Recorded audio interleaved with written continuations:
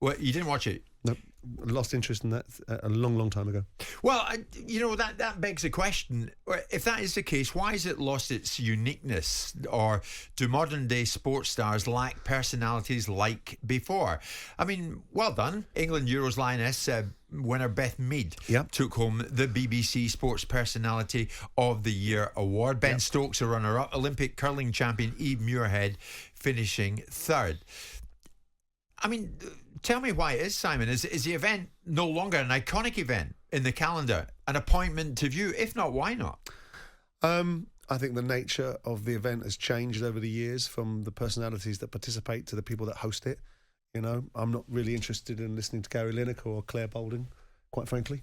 I do think it's a good thing that we're seeing more recognition for women's achievements in sports. If you look at the last 30 years and you've seen 6 women win it over 30 years, yet you've seen 2 women win it in the last 2 years, there's a move towards recognising other aspects of sport. And of course, the equality and diversity campaigns will be cheering for that.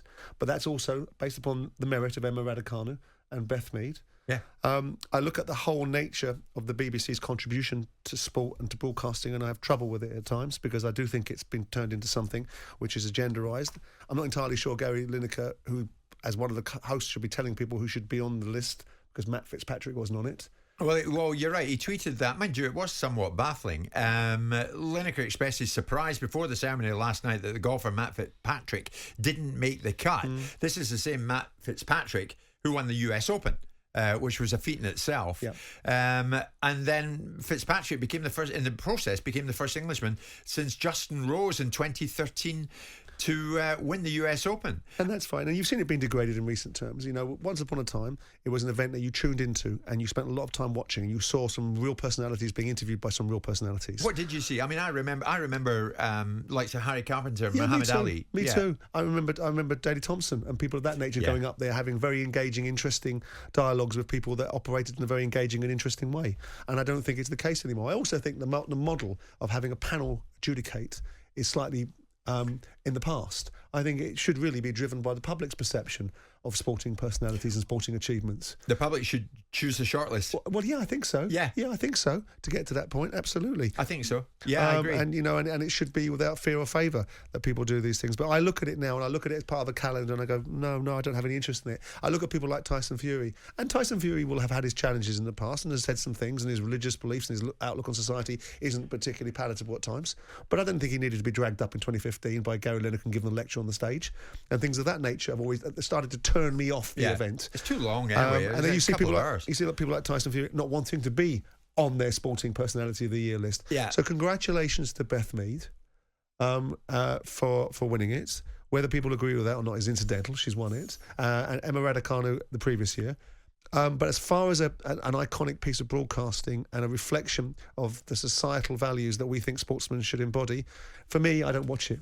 Well, I agree. You go out the room, you come back in 40 minutes later and you think, is that still on? I mean, the shortlist, Simon, is picked by an independent panel of experts. Yeah. This year, it included former Olympian Denise Lewis, Paralympian Kelly Gallagher, and ex-snooker player Stephen Henry. Yeah.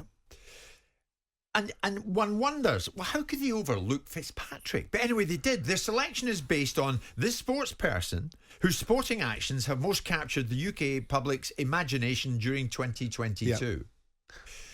So one wonders, they've got to change it. They've got to, if they're going to persist with it, they've got to change the formation of it, the structure of it, and how they actually come to a shortlist. I mean, I don't know what the viewing figures are. I mean, if the viewing figures are significant, then ultimately they'll suggest that they haven't. They'll tell you they are. The difficulty for me is that because I have no interest in it whatsoever, I almost find it, beyond my thought process of how they should evolve it or improve it, because I think it's an outmoded event. I think it doesn't do what it says on the tin, because it should be sporting achievement, not sporting personality. And I know that you can go into the detail behind it and say it's the person that's captured the imagination of the public over the last 12 months. Well, that's a very varied and vast remit, because it depends what people's imagination conjures up about an individual, and that can be how the press report them, it could be how they've actually achieved. I think it should be simply upon achievement. Yeah, and on that basis, it's very difficult to suggest why Matt Fitzpatrick shouldn't be amongst at least the shortlist. Natasha Jonas for winning the world title. Tennis player. You go, well, Cam Norrie for getting to a semi-final, maybe, but when you've got other events in there that people have won world titles and won European championships and won golfing majors, it's difficult to say somebody that came into a semi-final of a major tournament should then be included in the equation when you've got more compelling reasons to put other people in the mix. Is there still a place for it? I think that will be determined by viewing figures. There's not. I mean, generationally, I grew up with it, so I should be the living embodiment and breathing incarnation of what it would want it to be. I'm a match of the day person, irrespective of Lineker. I'm a person that likes tradition. I like the traditional coverage of Wimbledon. I like all these sort of things, and I believe in tradition. But I don't think this is a particularly valuable piece of real estate in broadcasting terms. Yeah, I'll put it out there. By all means, send us a message, 81089.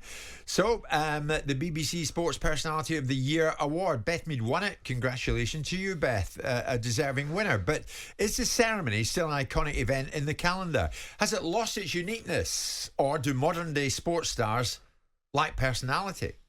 It's as simple as that. 81089. If you want, you can give us a call. Of course you can. 03717 223344. Jim White and Simon Jordan.